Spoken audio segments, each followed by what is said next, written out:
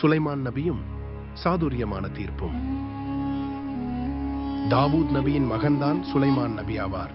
இவர்கள் இருவரும் நபியாகவும் மன்னர்களாகவும் இருந்தனர். இவர்கள் மன்னர்கள் என்பதால் புது புது பிரச்சனைகள் இவர்களிடம் வருவதுண்டு.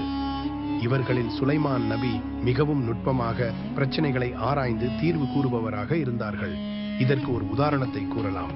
ஒரே நேரத்தில் இரு சகோதரிகளுக்கு குழந்தைகள் கிடைத்தன.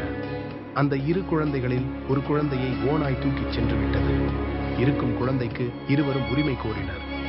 எனவே குழந்தை மூத்தவளுக்கு உரியது என தாவூத் நபி தீர்ப்பு கூறினார். இதை அறிந்த சுலைமான் நபி தன் பணியாட்களிடம், கத்தியை கொண்டு வாருங்கள், இந்த குழந்தையை இரு கூறாக கிழித்து இருவருக்கும் பிரித்துக் கொடுப்போம் என கூறி குழந்தையை வெட்ட முயல்வது போல் பாசாங்கு செய்தார். மூத்தவள் சும்மா இருக்க இளையவள் பதறி போனாள். வேண்டாம் வேண்டாம், குழந்தை அவளிடமே இருக்கட்டும் என கூறினாள். சுலைமான் நபி உடனே குழந்தையின் உண்மையான தாய்